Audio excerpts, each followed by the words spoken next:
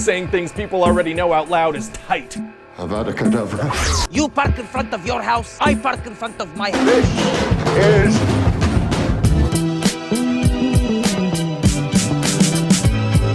Hey, if you don't stop, I will contact the usher. What's up, everyone? It's Adam from FWCI, and I checked out Black Adam last night at the movies. It was the first night it was out, and I'm going to have a chat about it. I'm going to do a review. I don't know if I'm going to... should I talk about spoilers in this? You know what? I'm going to talk about spoilers at the end of this video. I think that's how some people do it. So heads up on the spoiler warning. If you haven't seen it and you plan on seeing it, I do recommend turning this video off and going and watching it first, just because I always feel like people should experience a movie story the way that the director is trying to tell it, and that's where things like expectations and these shared universes can be a bit of a double-edged sword in some cases. But let's talk about Black Adam. The Rock in the main role, I thought it was amazing. I've been waiting for that since before 2010, I think. It was when the not even rumors, like just the fan booking of The Rock to play Black Adam started happening on the internet. I was immediately like, yes, 1000% yes, that makes all the sense in the world. So when he started announcing that like he's going to do Black Adam and this is a passion project and it's the role he was born to play and all that kind of stuff, I was 100% on board the hype train. I went into this movie with my expectations a little bit high. Not that my expectations were high, but I thought this movie was going to be a defining shift for the DC cinematic universe, and it wasn't. It kind of was, but it really wasn't. It was a very inconsistent movie. There were times where the comedy landed really well. There were times where the comedy didn't land very good at all. There were times where the action landed really well. There were times where it didn't land good at all. There were times where the plot told this really interesting, twisty, turny kind of story. There were times where stuff just happened for no reason, completely out of nowhere. There was dialogue that was really poignant and interesting. There was dialogue that was just kind of bland and just really made the characters seem kind of dumb. Hawkman, especially in a few moments of this, I think came across as really one-dimensional. I thought they were going to take that in a really interesting direction, and then they didn't. So I don't really know what to sort of even say about this. It definitely wasn't a bad movie. If you're a fan of The Rock, if you're a fan of the character of Black Adam, then go see this movie, because at the end of the day, it's The Rock playing Black Adam. That in itself is a draw. That's a spectacle that is worth going and seeing. Like I say, the humor in this, I don't think there was too much of it. But I also, that's the thing. I feel like there wasn't too much, but there wasn't not enough. And that kind of feels like the vibe of this movie in general. Everything felt like it was too much and not enough, like all at the same time. Like there's something about this that just didn't click, and that sucks, and I hate saying that because, like I say, I went in watching this movie with the expectation that it would be a game changer. I was honestly saying, if you watch any of my Black Adam trailer reactions and stuff, I'm pretty sure I said, let's just get Black Adam as the new leader of the Justice League. That's fine. If Henry Cavill's not going to be Superman, let's get Dwayne Johnson as like the leader of the franchise. Let's create a new DC cinematic universe where we can start to do things like this. I thought this was going to be a big shifting vibe with DC, and yeah, I was a bit disappointed. This movie had a lot of the stink of DC movies on it, which is not good, because DC has just been, it's one thing after another with that company, with those franchises, with those characters. Like it's really becoming hard to get excited for DC movies, but Black Adam got me excited, and in a lot of ways it definitely did deliver. So my advice is go and see it in the movies while it's out, because it is a bit of a spectacle of a movie, and the story isn't bad, but it's not great. It's very middle of the road in every sense.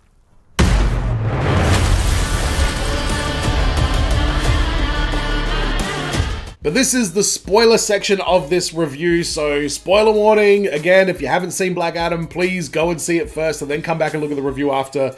Wow, a lot of characters got introduced in this movie, and again, that added to the inconsistency of the whole thing. I mean, what's his name? Atom Smasher. He was like a weird cross between Deadpool and Ant-Man. There was a lot of scenes in this movie that really felt like they were just plucked directly out of other superhero franchise movies. A lot of Marvel, I don't know, you could almost say that they're references, to be completely honest, just because of the way it was kind of done, which I don't know if that's a good thing for DC to be doing too much. I know you want to be Marvel, but maybe that's not quite the path to take. But, I mean, yeah, we had Atom Smasher doing that thing. We had the conversation with Dr. Fate and Hawkman that was eerily similar to a conversation between Tony Stark and Doctor Strange from whatever it would have been, Endgame or Infinity War. Even the tank that Black Adam was in gave me vibes of Winter Soldier.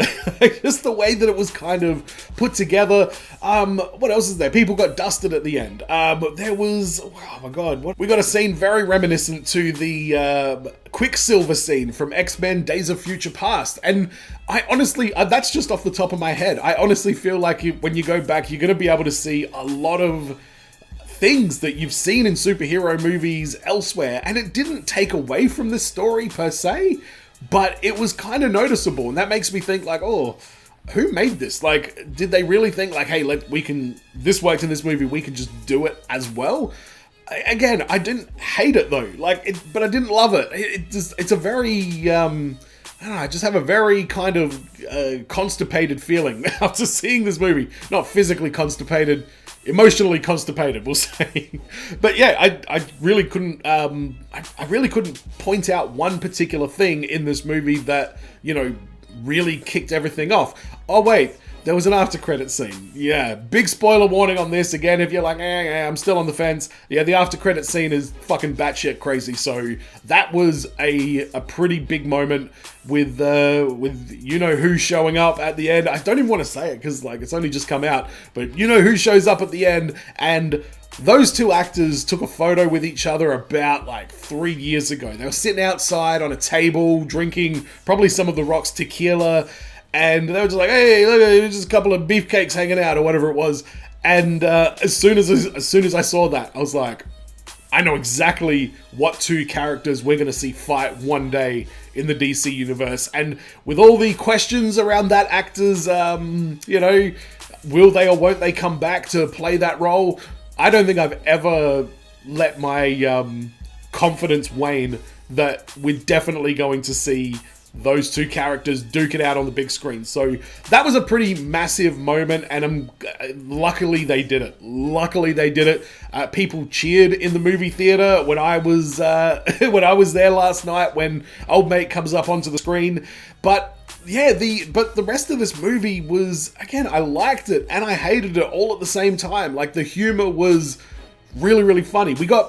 We even got glimpses of like Terminator in this movie with all the catchphrase stuff. The actor who played the kid, that was bad. I'm sorry. Yeah, he's a young man, but the editing and the directing and everything like that did not do him any favors with this movie, and it did kind of take away. In fact, a lot of the main like human characters were just not really fleshed out that much. We didn't really know much about anyone. We just kind of got dropped into this world. Like, everything was really like in motion. So I don't think they did enough. I don't think they did enough of a job setting up the human characters. Maybe a little bit more of that would have been a bit more fun at the start of the movie. But the pacing of it was a little bit strange. The very final battle with the demon guy. I liked the twist with that character that he was, you know, after the crown the whole time.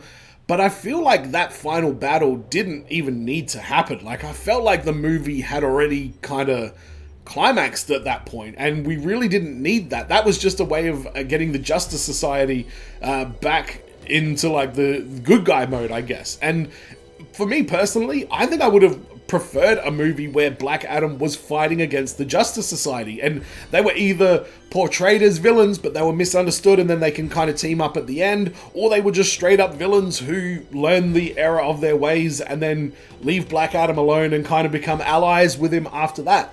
I think the story of this was the Justice Society as the villains, but they gave us too much of those characters. They tried to make them likable.